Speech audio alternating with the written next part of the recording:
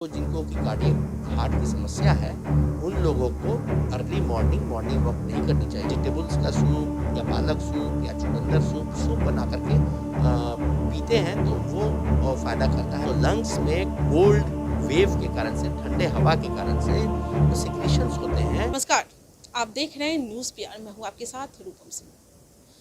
अभी डेली का जो भाग-दौड़ की जो ज़िंदगी हो गई है, लोगों को टाइम ही नहीं मिलता है कि वो अपनी सेहत का ध्यान रख सकें।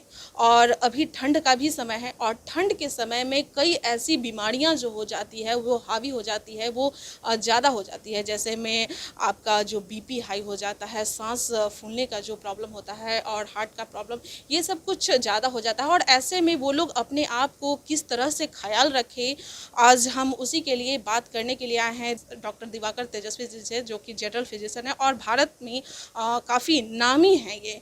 सर, आपका न्यूज़ पीआर में स्वागत है। जी, बहुत धन्यवाद। सर, अभी ठंड के समय है और ऐसे में कई बीमारियां जो हो जाती है, जो काफ़ी प्रभावशील हो जाती है, तो वैसे में क्या कुछ कहेंगे आप?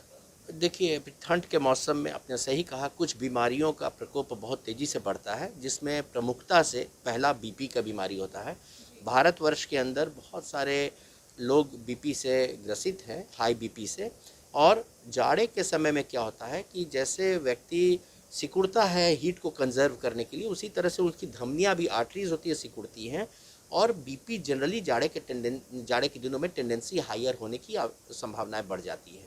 गर्मी में थोड़ा बीपी डाउन होने की संभावनाएं होती हैं और जाड़े में थोड़ा बढ़ जाने की संभावना होती है। तो वैसे लोगों को जिनको बीपी है, उन्हें अपने चिकित्सक के साथ मिल करके अपने बीपी की नाप जोख हमेशा रखनी चाहिए। और हो सकता है कि पावर बढ़ाने की आवश्यकता पड़े जाड़े के दिनों में। चिकित्सीय देखरेख में बीपी की दवाई की पावर अकॉर्डिंग टू व्यक्ति का कैसा बीपी चल रहा है, उस हिसाब से बढ़ाने की आवश्यकता पड़ सकती है। तब आप बीपी को कंट्रोल रख सकते हैं। दूसरी जो गंभीर चुनौती इस ठंड में आती है, वो आती है जो लोग एस्थमेटिक हैं या क्रोनिक ऑब्स्ट्रक्टिव पल्मोनरी डिजीज़ के, सांस की समस्या जिनको है, उनको भी दम फूलने की संभावनाएं बढ़ जाती हैं, शिकायतें बढ़ जाती हैं। तो उन्हें विशेषकर जो एस्थमेटिक हैं या सीओपीडी के रोगी हैं, अपना इन्हेलर रखना ज़रूरी होता है। और हो सकता है कि उन्हें जाड़े के दिनों में इन्हेलर का ज़्यादा यूज़ करना पड़े कंपेयर टू अन्य दिनों के।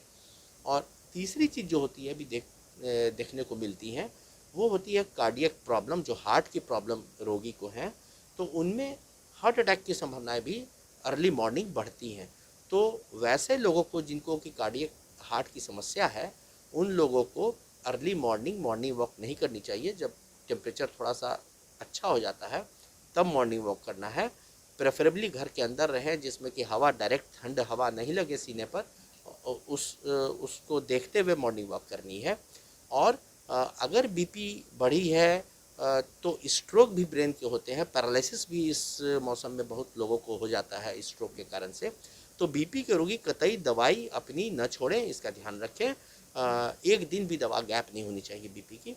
और इस तरह से आप कार्डियक, अगर आप अपना देखते हैं अर्ली मॉर्निंग वॉक और ठंड से बच के रहते हैं, और आप इन्हेलर का प्रयोग कर रहे हैं और अपनी बीपी की दवाई की टाइटर कर रहे हैं, तो आप इन गंभीर चुनौतियों से बच सकते हैं।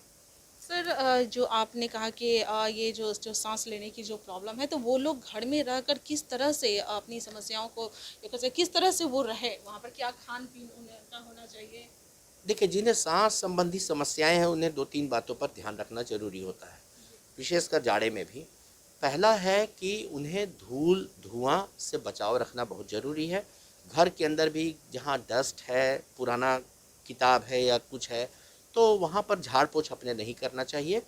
दूसरी चीज़ है, जो लोग कार्डियक पेशेंट हैं या सांस संबंधी जो रोगी हैं, उन्हें फ्लू का और निमोनिया से बचाव का टीका उपलब्ध है। उन्हें फ्लू और निमोनिया से बचाव का टीका भी ले लेना चाहिए।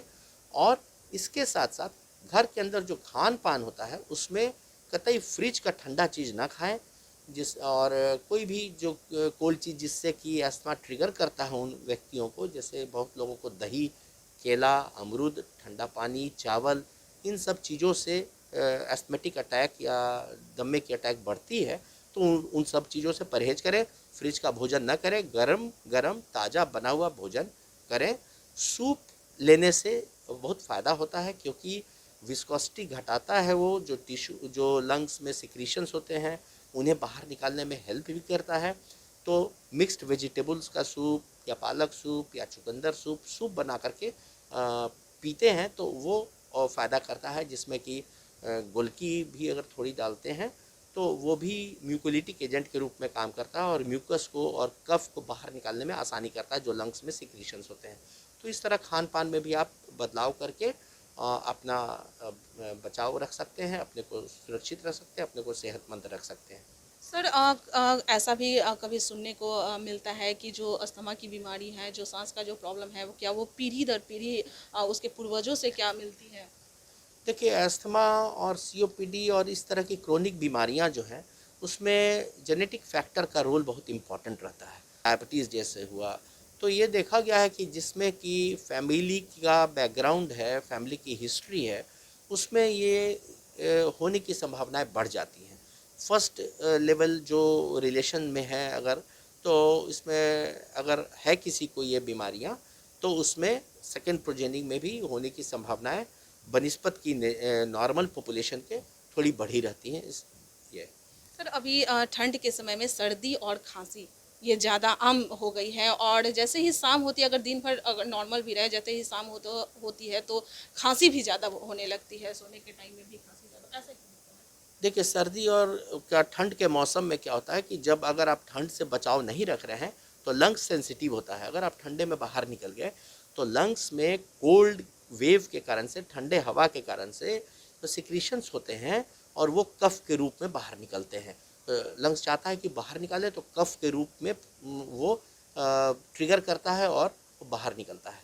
तो इसलिए ठंड में कहा जाता है कि अपने सीने को, अपने चेस्ट को, अपने लंग्स को बचा करके रखना ज़रूरी होता है, रात में वो ज़्यादा ये होने लगता है खांसी। क्योंकि रात में पोस्चर जो होता है वो हॉरिजॉन्टल हो जाता है और जब हम वर्टिकल हैं, बैठे हुए हैं, तो लंग्स में अभी एक्यूमुलेशन हो रहा है। तो जब आप वॉक कर रहे हैं तो वो ब्लड सप्लाई सब चल रही है। जब आप लेट जाते हैं तो दिन भर का जो डस्ट है या फिर आपका जो ठंड का इफ़ेक्ट है, सिक्रीशंस जो हैं वो अब बाहर आने के लिए हॉरिजॉन्टली ज़्यादा कारगर रहते हैं, प्रेशराइज रहते हैं, जिससे कि रात में कफ होना शुरू हो जाता है। चलिए, बहुत बहुत धन्यवाद आपका सर। तो आपने सुना कि किस तरह से ठंड में अपने आप को बचाव करना ज़रूरी है, क्योंकि कई ऐसी बीमारियां हैं जो ठंड के समय ही ज़्यादा प्रभावित होते हैं, ज़्यादा प्रभाव करते हैं शरीर को। और बीपी ऐसी बीमारी है जो कि अगर आपका ज़्यादा हो गया, ठंड के समय अगर ज़्यादा हो गया है, तो वो आपका लकवा जैसी बीमारी को भी आपको ला सकता है, काफ़ी गंभीर आपको कर सकता है। तो आप ठंड से बचाओ, अपने आप को बचा कर रखें। फिलहाल आप बने रहें।